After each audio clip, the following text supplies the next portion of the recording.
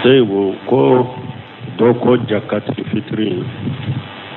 ni jakatri fitri shete mo minye yala be daga ikata juruta kika jakatri fitri bwalawa bo nunu na nyugona mbe min jabi ahmad ibn hanbal ya nyugona ko la ya yorola akoni la ya shete minye ni yere ye mo doye e hakili be kan na polo do de la me ama soro polo de ube ebe bolola bara de la ibe kalo sara de ika kalo sara de mana folo akon nunu na nyugona be se ka juruta kika la ya kantebe hakili be ka wori minna na iba sara ube hakili be ka kalo sara minna na iba sara bo jakatil fitri fana bo o chogola ni yere ya do ye mo sisa de bide atimbolo menne hakili ben ka wori dola ni o soro lambe do soro ube kalo bara de la ni kalo sara lambin ka sara soro fembe yembolo donc abe daga ni chogola ikata jakatil fitri juruta ni hakili be wori dola ya ma soro polo de idan kanelemba ka be soro fana donc ni ya soro wakati mi ibe atigita bo ala basi tola uluna nyugono mais na ya soro e hakili te wori la ni subula kalo barakelatiye ni hakili be ka kalo sara la ni kalo sara la ni kalo sara ni bata ni jakatil fitri wakati nana salli don na fakati yere de masoro e bolo jakatil fitri ti kade bo ko ale tara ko sugu do fo ko yala ale kanka di jomma ko yettere ka tigi do fo ambe min fo a fora de droika di silama fantandelma mais a wolo mali to nda fitina tige to ancien tola a di silama fantama dro mo min ye silama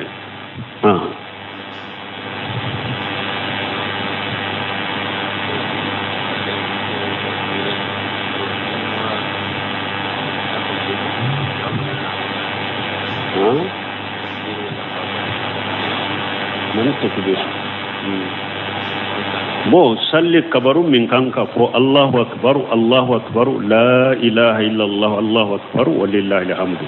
donc nin ko fe hari ni mo min ye fengure faraka min sabatira sheba bolo basitala wa alaikum salam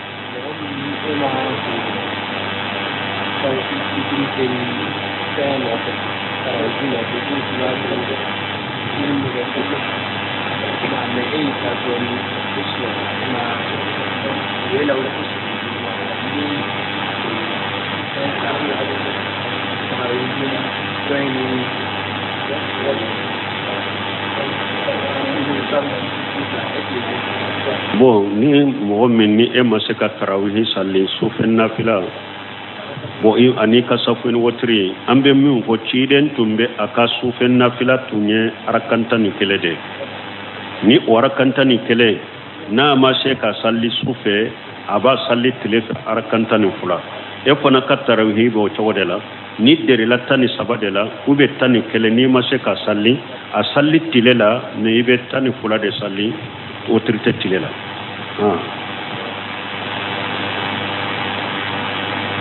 Waalaikum salam.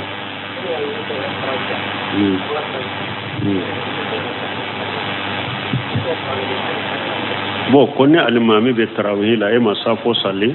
ni ena na be se ka do alimami ka fara alimami ka ni safo nganne anyo fo yasnya joli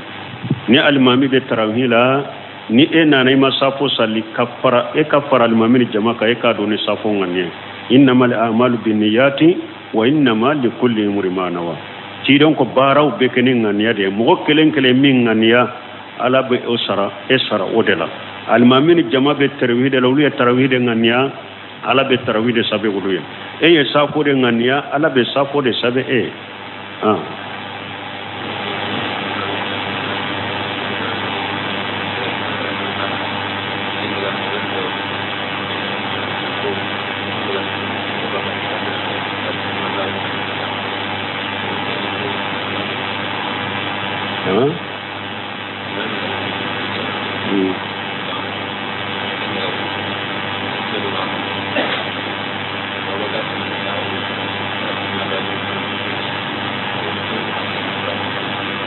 bo ko almami asallirani jamaye anana sujuri yoro de la sujuri yoro almami e kabaruke bo almami de tara sujuru la wulu nyana ya kumbele de mina ko almami ta ya ewa kabaru ke ka kumbele de mina donc jama tara sujudu la bon ube o ke chogodi jama min tara su ko tumame almami ko sami Allahu liman hamida de jama ya do ja almami ya kumbele de mina ni yorola jama bu kumbele de mina kasage kata almami soro sujudu la ubu ka kumbele de mina ni jama ya don nin chogola ko almami ya ka kumbele de mina ko sami Allahu liman hamdahu aw ya do kumbele de mina na jama min tara sujudu la abe wuli sujudu de la kaw kumbele mina kana be almami masujudu la na be na almami masujudu la ani almami salli sujudu fula ke nyogon fe foy tawka to kanina minni aya soro de min masika uruku de almami uruku minke e sami Allahu liman hamda min fo me e masika uruku yinke ka almami soro sujudu la e ya do almami e bora sami Allahu liman hamda tara sujudu la e tara sujudu la almami nofe ima kumbele mina yinke waraka tara ka edda ni almami salamu bilaika kana ni arakan kelenye afamuna ni mogo min ba do ni almami ko sami Allahu liman hamda e ya do ya kumbele de mina wuli sujudu la iki ka kumbele mina ine almami ka sujudu ke nyogon ni aye sujudu ke nyogon fe ni togola ka salli da ko foitila mais ni e ya soro almami ko sami Allahu liman hamda e tawra sujudu inde laye fo almami tara sujudu la ke soroe e ma urukuyin ke warakan tara kita ni almami salamu bila ulutigo kana ni arakan kelenye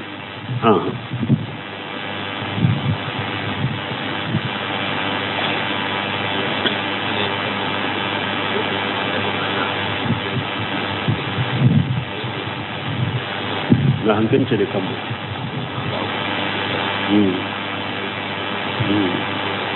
bon ko ni be salli ke kanya finyele ke ni darura mana de parce que ni darura tile katoka idafa finyela ka finyele ke kito sallila ti donc de sallila mais ni adarura de nana ni ye finyele ke abe fuqaha munum bolo ko ni ye finyele ke ka sallila salli tiana kuma sahalente ci de nyere kato tile noro minali sallila akwale jannaba ye ci de ko op abora kofe o sabatira hadisa salem kono finyele te salli tiana mais na darura mane ma haju manai ma kanake abe komi tilonke de sallila mais ate salli tinya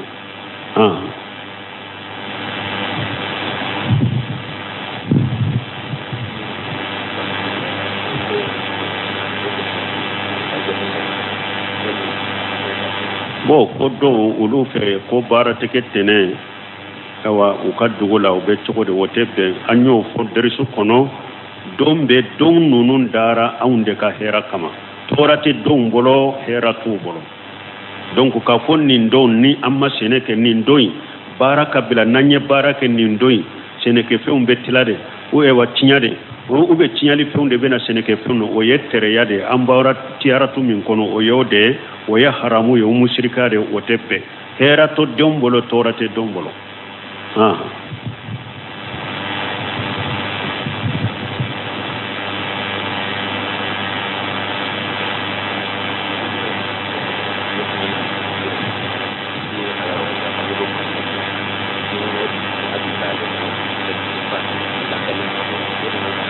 bo ko do ko kolli mo mana ya ka den wajulu minke ko wajulu banna dro den fatura antenni ndo Allahu alam amma ye aya la amma ye hadisa salina Allahu alam nunu nya qurafatu ni israiliyatu da ningalo wa alaikum salam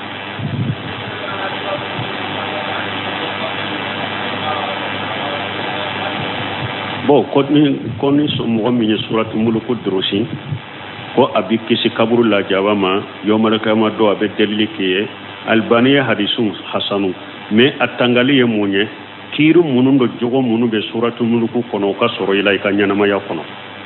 nyamari kam munu be suratu mulku la ka soro yuke balilu fe munun ya iul toye jogo nyuma munun bala o jogo sabatira ila ka nyanama ya kono abe ewa kisi kaburu la jawana nindela abe ke delile kala ye nindela me ka kolo nonu durusi dore bu kun kolo de bo afo a jogo tila barate la nyine toye de fo a jogo na barade ka soro ila la nyine ye wulude wa alaikum salam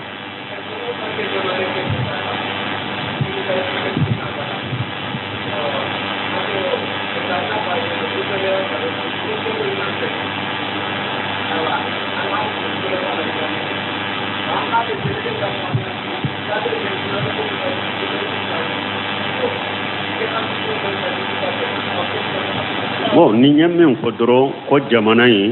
ku te so ka bisabasu sango samugani kononto mali bode su cinyado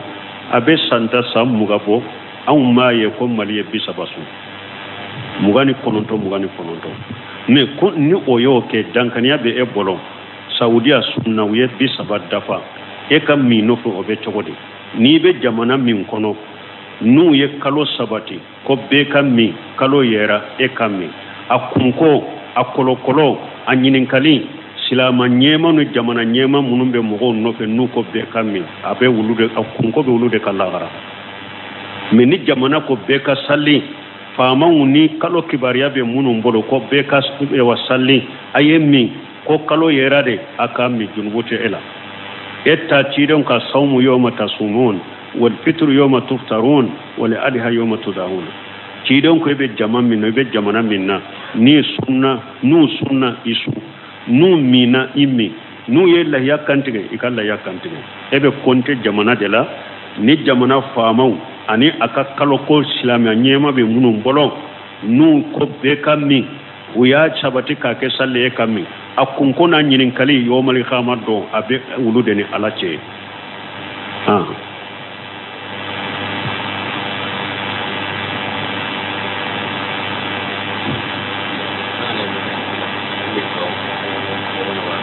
bo konni be bo itikafula do kerekerlembe wa netodo afuni be bo itikafula do kerekelende be bo fontodo Allahu alam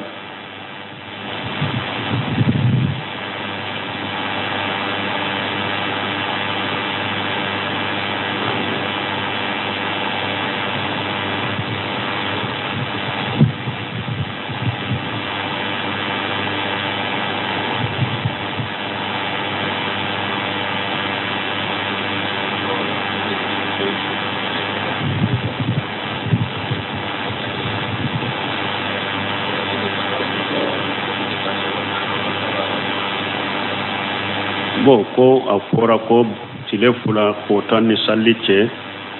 jakatil fitri be bo ko mugani segina asoma uga wulafe tile fula de fore dro kat don fula toyini ewa sallice ube donkele o de fore asufe ko ne atile ko pote e yere ka jate mina dro ni tile fula de tora ini sallice ube tile kele jakatil fitri be seka bodela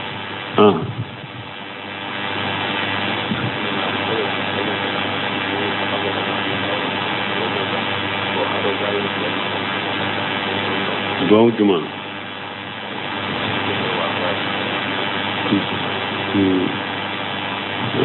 bon ko salafu tumbe wa salli ube nyogon fo taqabbalallahu minna wa minkum tumbo fo ko an be do munun ke an ne nyogon to be chogode basi tangulula do munun fana be an fana ne nyogon che nambe nyogon sambe kan ni sonja kan nyogon fo basi tola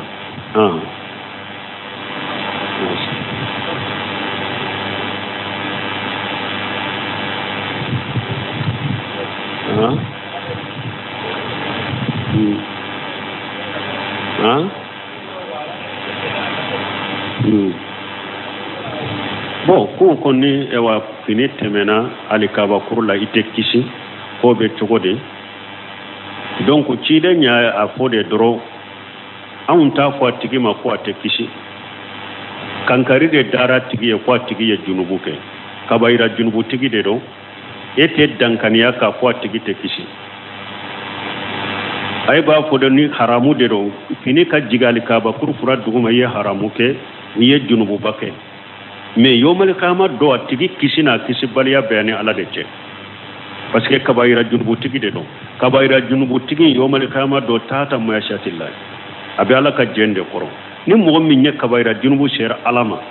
ni ala kanu ado aya farima ika kabaira junula afule ni alama ya fima ibedo jahannaba kono ni ka junubu hakke janena ka boyla ibe bo mais ante dankaniya ka mogo kerekerele ko karasa e kali kaba kule wa e ka fini jignale kaba ko duguma qiyama ite kisi la anta fote ni nya qawariju de ka baray qawariju de bolo kabayra jurbu tigibe tasuma de kono te kisi be tasuma kono ahli sunnah jamaa toka min ye kabara junutige ni ka firi jiginen don alkaba kuru fura duguma awa an b'a fɔ karisa ye haramu kɛ i ye junububa kɛ mais i ka kisi ni ka kisi baliya yawmal qiyama don o b'i ni ala cɛ lahara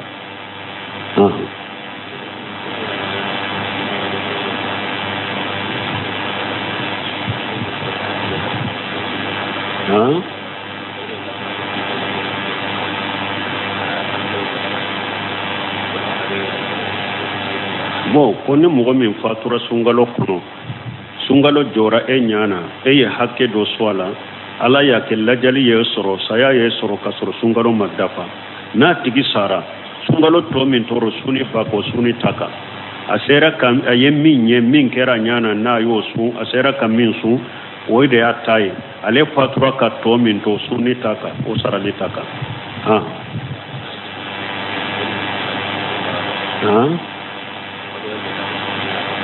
ko sunkalo jakatiri fitiri ta kan an y'o fɔ kutuba la n'o tigiw b'a lamɛn an ko jakatiri fitiri bɛ wajibiya ni tile binna de dɔɔnikɛbaw ko salliro ewa sunkalo dɔ laban ni tile binna ka mɔgɔ mɔgɔ to ɲɛnamaya la diɲɛ kɔnɔ ni tile binna ka mɔgɔ mɔgɔ to ɲɛnamaya la diɲɛ kɔnɔ jakatiri fitiri wajibira e kan mais tile bɛ bi wagati min a ma mɔgɔ mɔgɔ sɔrɔ diɲɛ kɔnɔ jakatiri fitiri tɔ kan donc tile bɛ bi jakatiri fitiri bɛ wajibi wagati min a ma tigi sɔrɔ diɲɛ kɔnɔ jakatiri fitiri ta kan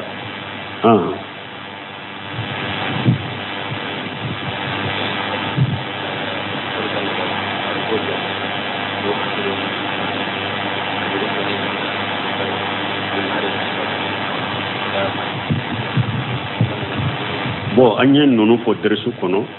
ko musow ko salliw u b'u jabe da ka masiriw kɛ sen ni bolow la komi n'u bɛ taa salli kɛnɛ kan ou bien n'u bɛ bɔ k'u tɛ sutura an bɛ mun fɔ muso i tɛgɛ fara i sen fara masiri b'o la masiri t'o la jabe b'o la jabe t'o la u sutura ye ka wajibi de walicɛw kana ye u sutura ye ka wajibi de walicɛw kan'u ye ni walicɛw y'u ye i ye haramu kɛ i ye junubu kɛ i ye ala sɔsɔ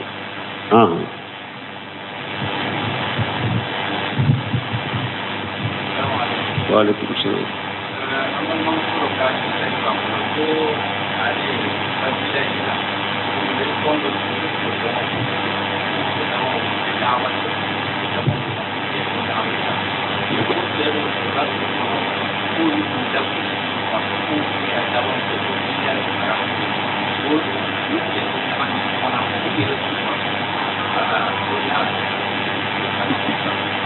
bon ko muso dɔ ko k'olu ye tɔn de la bon ko muso tɔn k'u bɛ dawa kɛ ko cɛw dɔ sɔrɔ u b'u lagosi Sheikh Albani ko a ka silsilati hadisi sahiha kɔnɔ a ko groupe ka fara ɲɔgɔn kan muso groupe ko daiyati k'o ye a damana bidiya ye fɔlɔ a ko Ahmad ibn Hanbal tɛmɛna u ka musow kalalen tun don Maliki ninnu tɛmɛna u ka musow kalalen don Salafu ka musow tɛmɛna a ma ye yɔrɔ si k'a fɔ nin sɛba groupe muso groupe farala ɲɔgɔn kan ko welelikɛla musow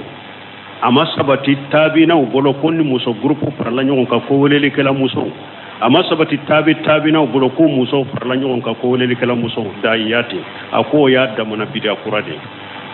muso groupe ka damana fara ɲɔgɔn kan ko aw k'aw yɛrɛ wele k'aw daiyatu welelikɛla musow a ko o y'a damana bidiya de musow aw na damana musow ni ɲɔgɔn cɛ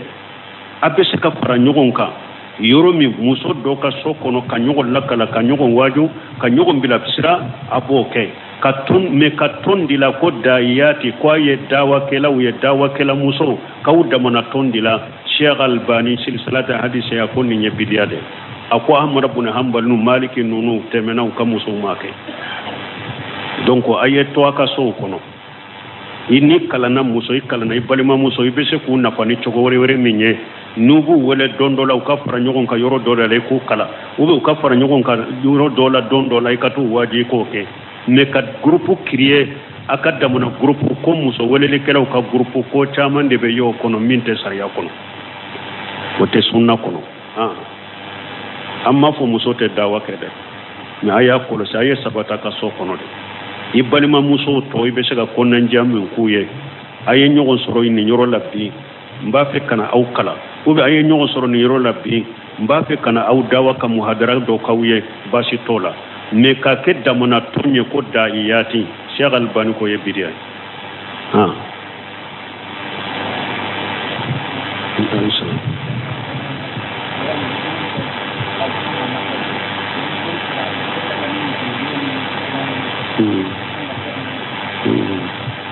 bon an bɛ nasiha min kɛ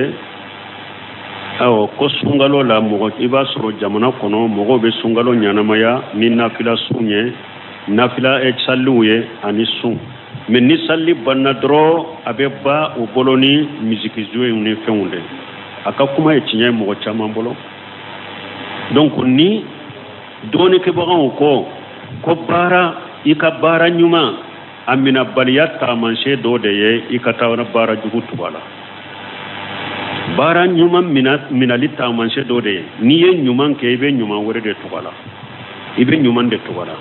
mais n'i y'a ye e ye ɲuman kɛ ɲuman in laban taara kɛ juguman ye ou bien i ye juguman tugu a la ko nin ye taamasiyɛn de ko e ye baara min kɛ a ma minɛ donc mɔgɔw k'u kɔlɔsi ɲuman kan ka kɛ de ɲuman de ka tugu a la mais ni ɲuman kɛ to o laban kɛra fɛn jugu de taara tugu o la nin ye baara minɛbaliya taamasiyɛn de donc hadamadenw k'u yɛrɛ kɔlɔsi o la donc ni sunkalo banna sunkalo jɔli banna sunkalo sunni banna an tun bɛ sunkalo in jɔ ala min kama o bɛ yen koyi an tun bɛ sunkalo nafila kɛ ala min kama o bɛ yen an tun bɛ sunkalo sun ala min kama o bɛ yen an tun y'an yɛrɛ minɛ sunkalo kɔnɔ ka bɔ mana ko ma ala min kama wala bɛ yen o wala bɛ sunkalo de sara sunkalo de banna mais ala ma ba ala bɛ yen ala ɲɛnamalen don la ta'khudhuhu sinnatun wala nawm la ta'khudhuhu sinatun wala nawm jingo tɛ ala minɛ janko sinɔgɔ donc hadamaden ka sira ala ye i ka lahala bɛɛ de la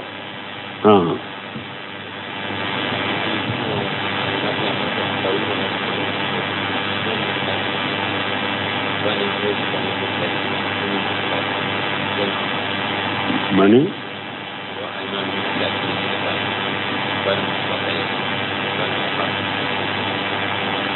nan cigar mami tan da kama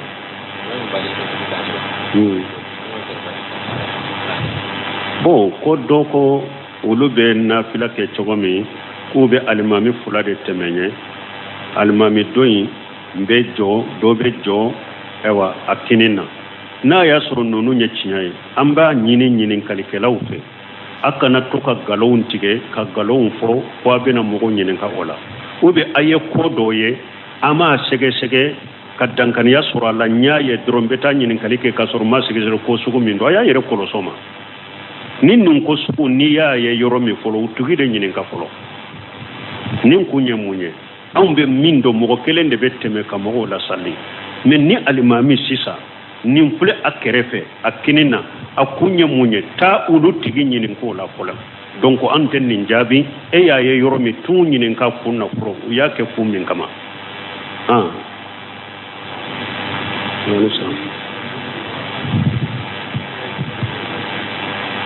bon ko ni kuranna b'i bolo a kɔrɔla i b'a jani ou bien i mun kɛ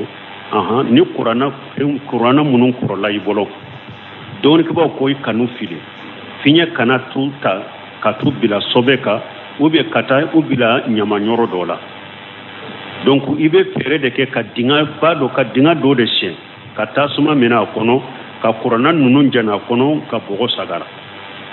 i b'a kɛ o cogo de la n'i ye kuranna jani ni a dɔgɔyali ye o de ye kafiriya ye n'i ye kuranna jani n'a dɔgɔyali ye o de ye kafiriya ye mais n'i ye kuranna jani pour ka bonya ka karama de a kana ta fili ka taa bila ɲama na baasi tɛ k'aw la usmana bun afana tuma min a ye kuranna harafu 7 don a y'a sagi ka taa harafu 1 ma kuranna tɔn ninnu a y'u jani de a ye kuranna tɔn ninnu jani de a ye min kɛ harafu 1 ka sagi ka harafu 1 ma k'o to ye ka tɔn ninnu jani donc n'i ye kuranna jani pour a kana taa dɔgɔya de ou bien a kana taa bila ɲamanyɔrɔ dɔ de la baasi t'o la usmana ye kuranna ninnu jani de i bɛ se ka kɛ ni kuranna jani n'a dɔgɔyali de o de bɛ kafiriya mais n'i y'a jani pour ka bonya ka karama de baasi tɛ k'aw la